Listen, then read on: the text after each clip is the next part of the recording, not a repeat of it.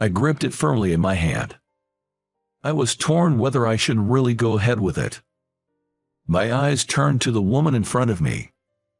Her cheeks were blushing, and her eyes glistened as she looked at me. Seeing her up close was breathtaking. She was so beautiful. I'm sure she must have steeled herself to be here. If that's the case, I'd like to respond to her wishes, too. Because I felt the same way as she did. So, I pushed it in, all the way.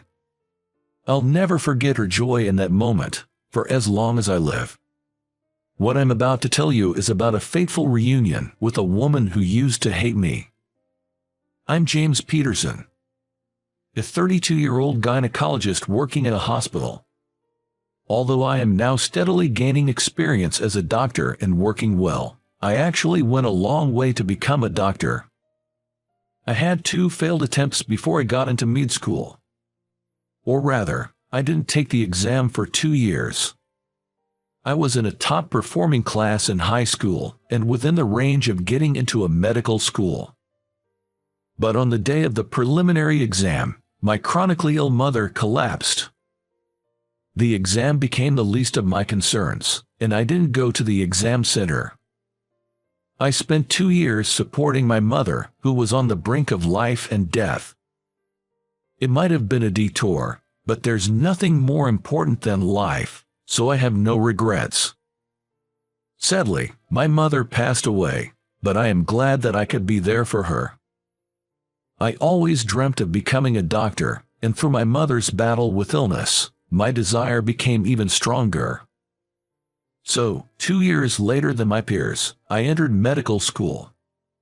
Now, working as a doctor, a woman transferred to my hospital. The beautiful classmate from high school who used to hate me, Amanda, became my patient.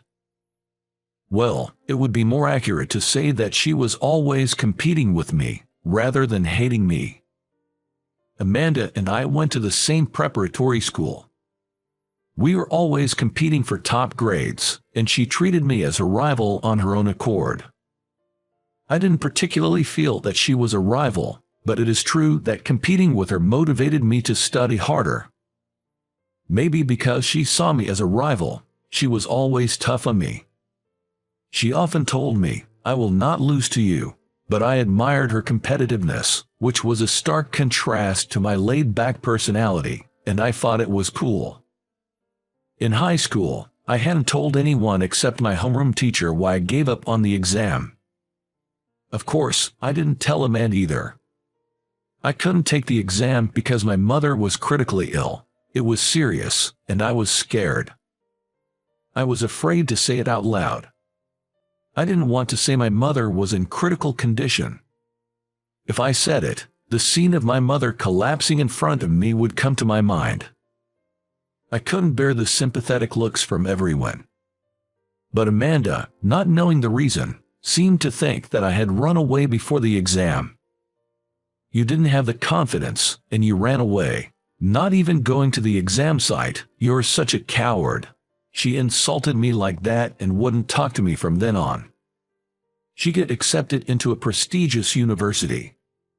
It was the university she had always claimed she would get into, since our freshman year of high school. She was honest with her feelings and straightforward. She was hard on herself and others, but she never shied away from making the effort that matched. To me, she seemed dazzling. Who would have thought that Amanda would become my patient? I wonder how she will react. The reunion was a mix of happiness and a bit of fear. I met Amanda when I was shopping at a convenience store before work. She didn't know I was her attending doctor yet, because I hadn't greeted her as such. Also, maybe because I was in my casual clothes, she glared at me the moment she saw me and slightly laughed. "You're a high school grad and sick. Such a loser in life, huh?" It seems that because of my cancellation of the high school exam, I was a loser in her eyes. I'm your doctor." What are you talking about?" I showed her my name tag, which stated my title as a doctor, to the bewildered her. She was staring at it in a daze. After revealing at the store that I was her doctor, Amanda left the place without saying a word.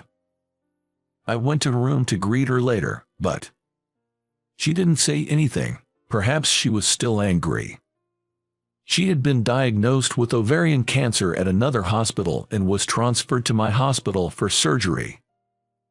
The hospital where I work has a good reputation for gynecology and attracts patients from other hospitals for surgery.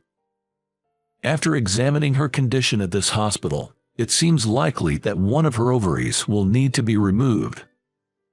The extent of the progression and the treatment plan after the surgery would be determined. But then, Amanda started saying something completely unexpected. "I'm not going to have surgery." "Excuse me, what did you say?"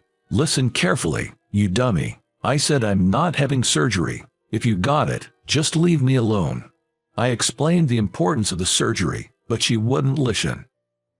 I wondered if she didn't like me, so I had other doctors and nurses talk to her about the surgery, but no matter who talked to her, Amanda refused the surgery. And she wouldn't give any reasons. I wanted to respect the patient's wishes, but I wanted her to make a choice that values her life. More than anything, I was concerned that she won't give me a reason.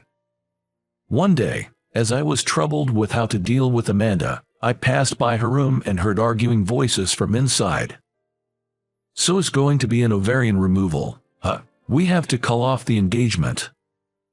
I saw for the first time someone who had come to visit Amanda. He was raising his voice, sounding irritated at the patient. "One of my ovaries will still be left. There won't be any problem. You don't know that for sure. What about the chance of getting pregnant? It's going to be lower than normal, right? Can you even have children? If you can't, there's no point in us getting married. Please, don't say things like that. I'm not going to have the surgery. If I don't, both of my ovaries will remain." "Ha!"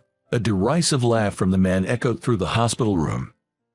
"So, there won't be a complete cure for the cancer, right? And my wife will be a cancer patient in the first place. That's out of the question. There's only one thing I want from my wife: to bear children that will carry on my superior genes. I heard ovarian cancer can be hereditary. It would be a disaster if our child inherits it." The sound of Amanda's sobbing could be heard. "If you're worried, let's get tested to see if it could be passed on. Just the fact that you have cancer is a huge turnoff. Don't drag me into your illness. You can handle it alone." "Damn, I thought I had found a woman with both brains and beauty. You're just defective." I couldn't tolerate a man who didn't even know what the disease was and assumed it was inherited on his own. And the part where he scorned her as defective. What matters now shouldn't be whether his genes survive to the next generation. Isn't her life the most important thing? Even if she wanted children. It is women who bear children. Women risk their lives to give birth. I just couldn't accept that a man who disrespects women was ignoring her like this. "Don't you love me anymore? Please, don't abandon me." In high school, she was dazzling as she worked towards her goals. I admired her. I was angry at the fact that she was crying and hanging on to such a scumbag. Unable to stand it any longer, I entered the hospital room. "Nice to meet you, I'm Dr. Peterson, her primary physician." My sudden entrance seemed to surprise them. "I could hear you all the way from outside. You're not family, are you? If you're not, you should leave." My sharp words clearly irritated the man. "It's quite disrespectful of you. I've taken time out of my schedule for this woman." "Even more reason for you to leave. Her valuable time is being wasted talking to you. If you're not idle, you should be on your way." Tisk. The man clicked his tongue, shooting Amanda a glare. "Is it okay if I leave? If I leave, it's really over between us, okay?" His tone seemed to contain a mocking laugh, as if he was making a fool out of Amanda.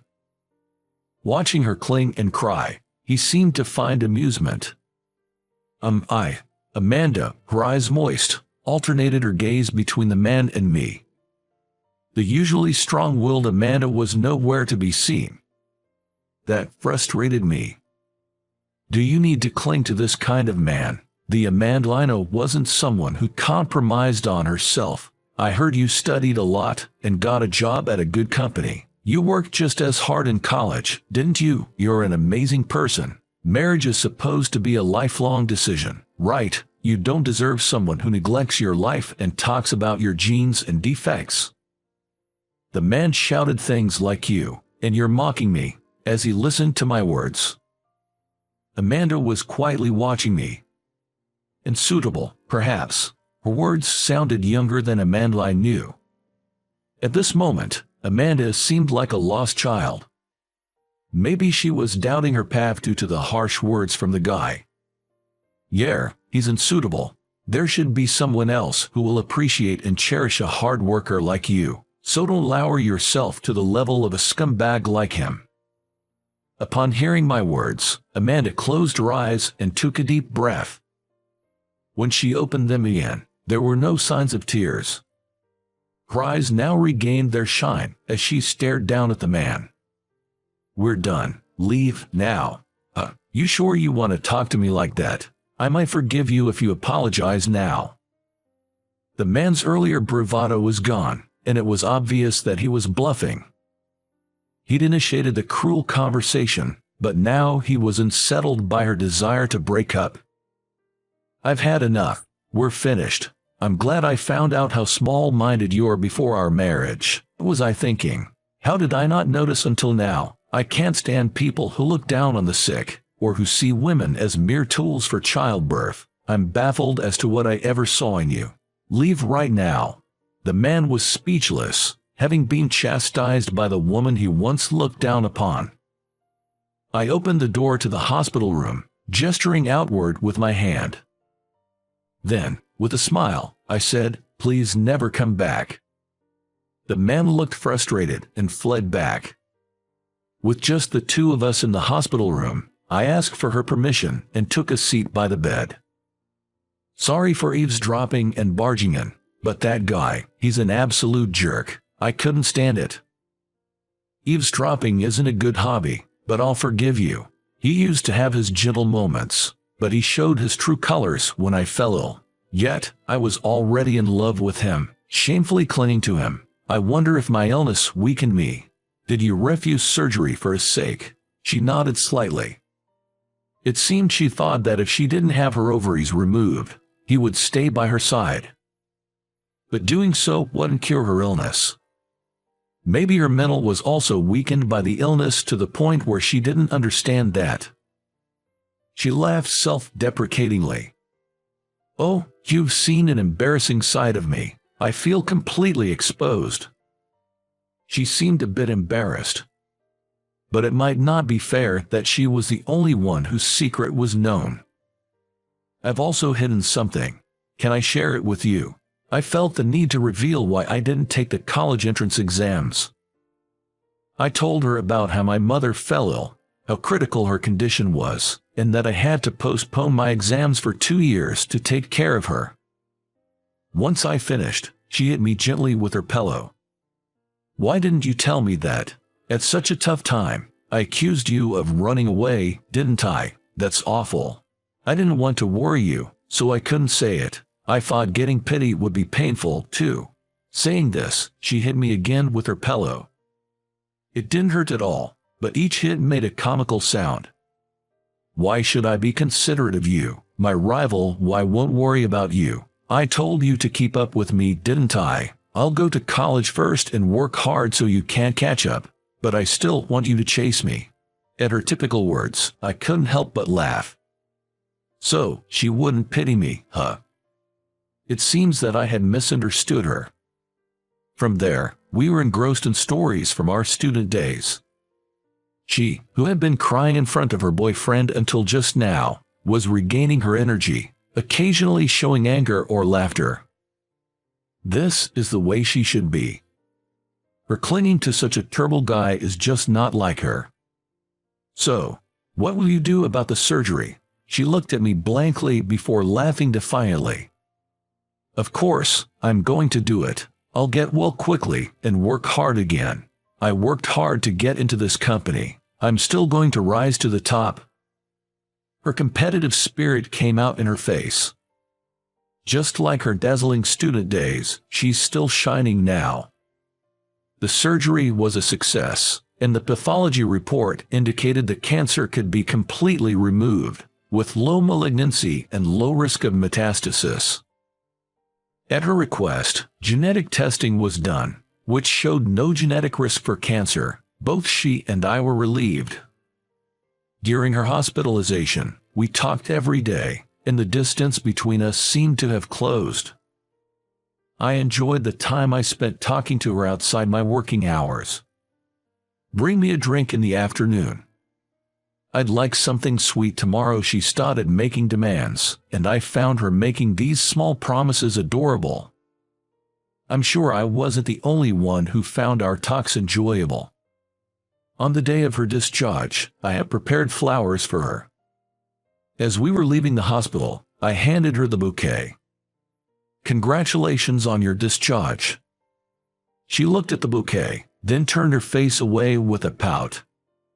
"Can't you see? My hands are full. I can't carry any more." "Oh, right."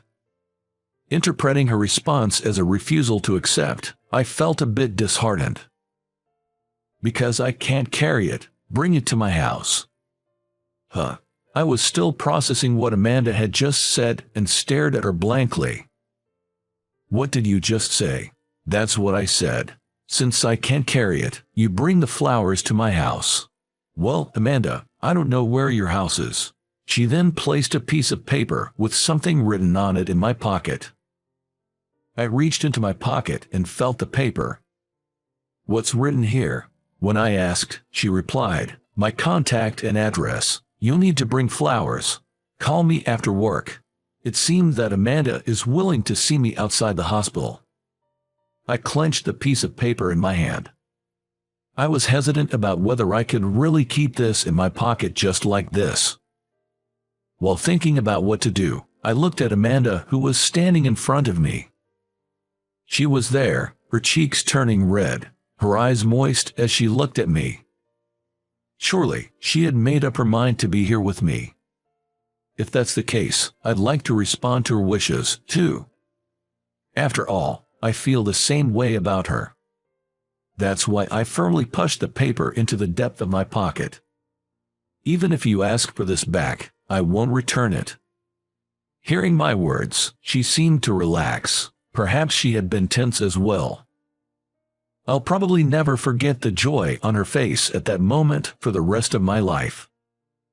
When I returned to the office and looked at the note, it was written, "Absolutely, you contact me," along with her contact information.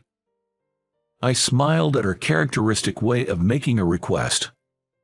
In the evening of that day, after finishing my work, I quickly contacted her and rushed to her house to deliver the bouquet. I hadn't run like that in years. Now, 2 years later, I live with my wife, Amanda. We do fight a lot, but my wife, who still looks pretty and cute when she's mad, makes me happy.